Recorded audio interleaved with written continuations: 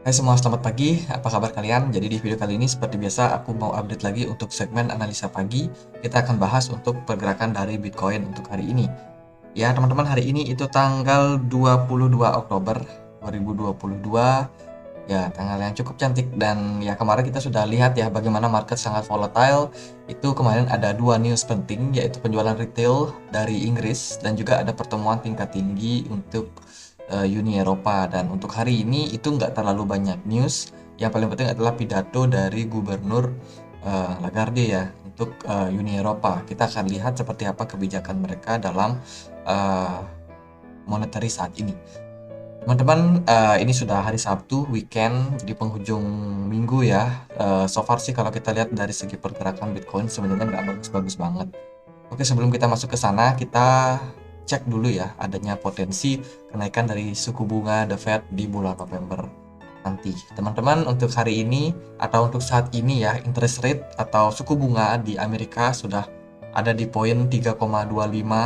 Jadi ini kenaikan 4 kali berturut-turut oleh The Fed ya. Jadi sejak em, tanggal berapa nih? Tanggal 3, bulan 5 ya sampai sekarang. Jadi selalu setiap periode meeting FOMC, The Fed selalu menaikkan suku bunga dan sekarang sudah cukup tinggi di 3,25 dan sepertinya memang kondisi seperti sekarang ini membuat Amerika sendiri sudah bisa dibilang mengalami perlambatan ekonomi.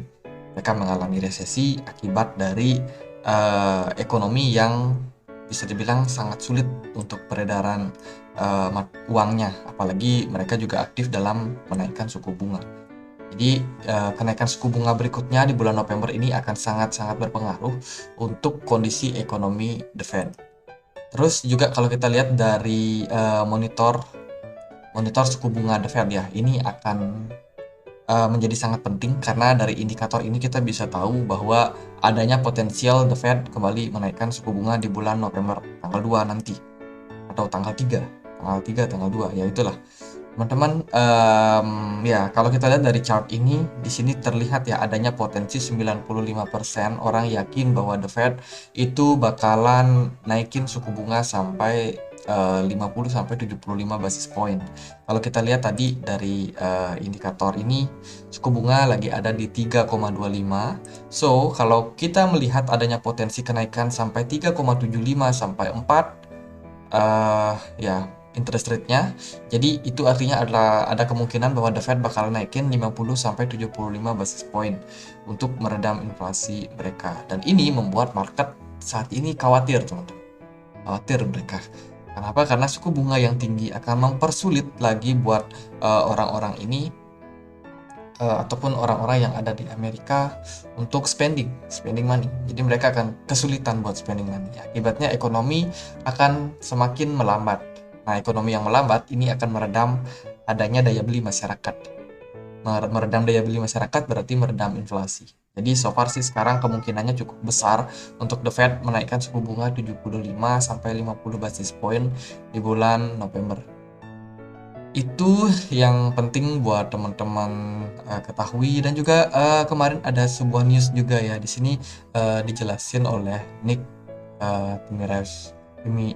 Timmy Rose. Jadi dia bilang The Fed itu sudah menaikkan suku bunga 4 kali berturut-turut 75 basis point di bulan November nanti. Jadi ada kemungkinan dia akan menaikkan 75 basis point. Dan juga ini merupakan ya bisa dibilang sebuah sesuatu yang penting ya buat kita lihat karena The Fed di masa depan masih punya planning untuk menurunkan step down 50 basis point di Desember.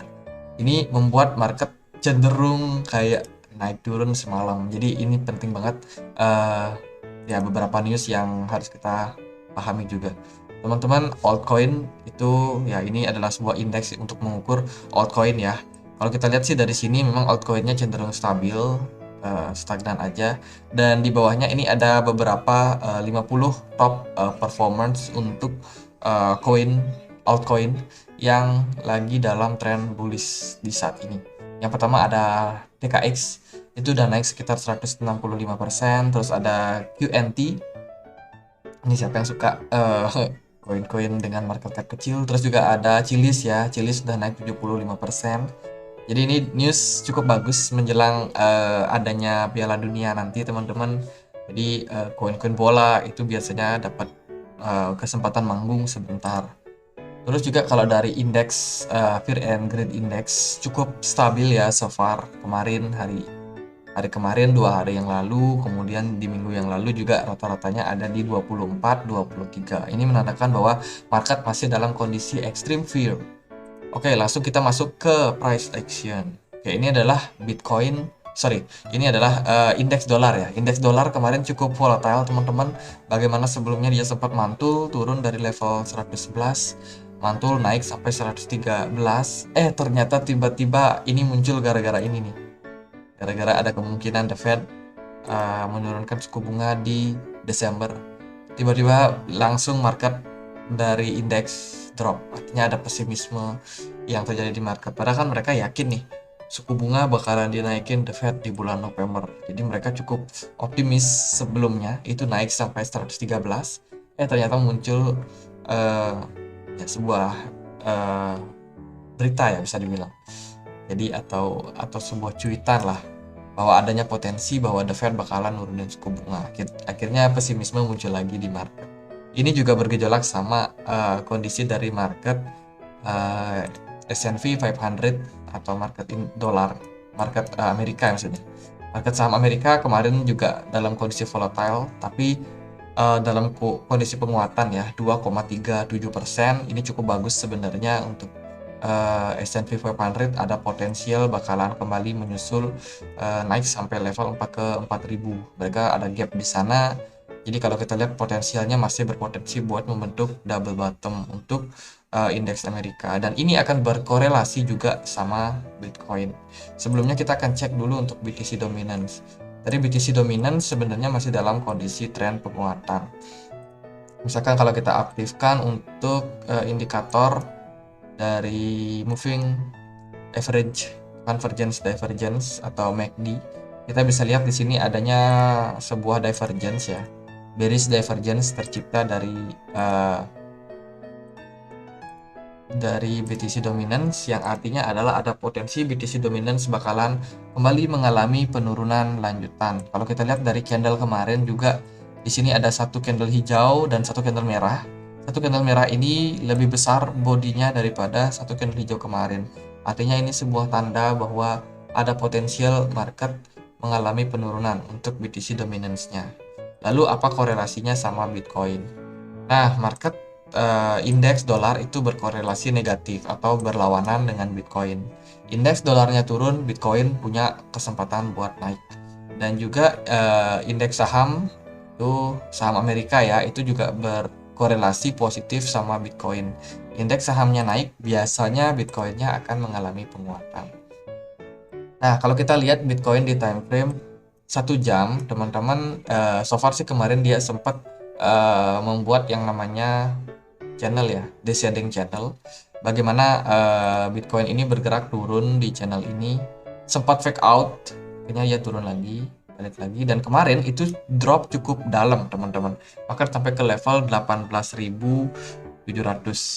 Jadi di sini pasti banyak teman-teman yang panik ya melihat kondisi ini. Wah, ini Bitcoin mau turun nih dari 18.400. Tahu-tahu kejadiannya itu sama pas di sini ya. Ketika dolar itu naik sampai level sini, Bitcoinnya turun sampai titik terdalam. Titik terdalam di hari itu di kisaran 18.700. Tiba-tiba indeks dolarnya turun. Jadi indeks dolar tiba-tiba drop menyusul sebuah tweet di sini, dan itu juga berdampak sama Bitcoin. Tiba-tiba Bitcoin bounce back, rebound atau breakout daripada descending channelnya, dan sekarang indeks dolar face to face dengan resistance yang sangat kuat di sini. Resistance yang terbentuk dari trendline ini ya teman-teman. Ini adalah trendline yang cukup major, yang sangat-sangat kuat, yang menjadi resisten selama ini buat Bitcoin. Karena Dalam beberapa waktu juga Bitcoin-nya itu cenderung sering ketahan ya di level resistance tersebut, dan ya saat ini peluangnya memang masih dalam kemungkinan bahwa Bitcoin bakalan kena reject lagi untuk kedepannya, karena kan ini merupakan sebuah resistance yang sudah lama dimimpikan untuk ditembus tapi nggak pernah ditembus juga. Jadi Bitcoin itu ketahan di sini, dia ketahan. Terus juga di sini ketahan. Jadi ini sudah cukup menandakan bahwa ini resisten sangat-sangat kuat. Bahkan di level-level sebelumnya pun Bitcoin sebenarnya ketahan. Bahkan belum capai level tersebut, dia udah ketahan di trendline ini. Jadi bisa dibilang trendline ini tuh sangat-sangat kuat buat Bitcoin. Nah, breakoutnya Bitcoin dari ascending channel atau descending channel ini merupakan tanda yang positif bahwa ada potensial Bitcoin kembali bakalan menguji level resisten ini. Seberapa kuat sih level resistance ini? Dan level tersebut saat ini ada di kisaran 19.300, 19.200. Ya, ini merupakan sebuah skenario bila mana Bitcoin berhasil break up daripada trendline dari resistance yang kuat ini. Kalau Bitcoinnya berhasil tembus, maka arahnya berikutnya Bitcoin bakalan menguji resistance berikutnya di atasnya di 19.600, 19.900 sampai di 20.400. Tapi, andai kata Bitcoinnya gagal untuk menembus level tersebut, maka arahnya bisa turun lagi, teman-teman. Bisa aja Bitcoin ketika dia tidak berhasil menembus level di 19.200, dia langsung tersungkur turun, kembali balik ke level 18.400. Ini yang udah dinantikan oleh teman-teman yang nunggu Bitcoinnya breakdown daripada level support yang kuat di sini. Ini merupakan level support yang sangat-sangat kuat. Karena sebelum-sebelumnya juga Bitcoin itu nggak pernah berhasil menembus level ini. Ini dia ketahan, ini ketahan, ini ketahan, ini ketahan. Nah, Bitcoin masih anomali, pergerakannya masih bisa break up, breakdown. Sebelum terjadi konfirmasi, ada baiknya buat teman-teman yang trading konservatif untuk sabar dulu, tunggu konfirmasi Bitcoin ini mau kemana jangka pendeknya. Oke, mungkin sekian aja untuk analisa kali ini. Semoga bisa bermanfaat buat teman-teman. Kalau kalian punya koin lain, punya pertanyaan, bisa tulis langsung di kolom komentar. Jangan lupa juga untuk join di komunitas kami di Telegram. Di sini kita bisa sama-sama diskusi perihal pergerakan dari market. Tuh. Oke, semoga bisa bermanfaat. Dan akhir kata saya Andre. Nantikan episode besok. Terima kasih.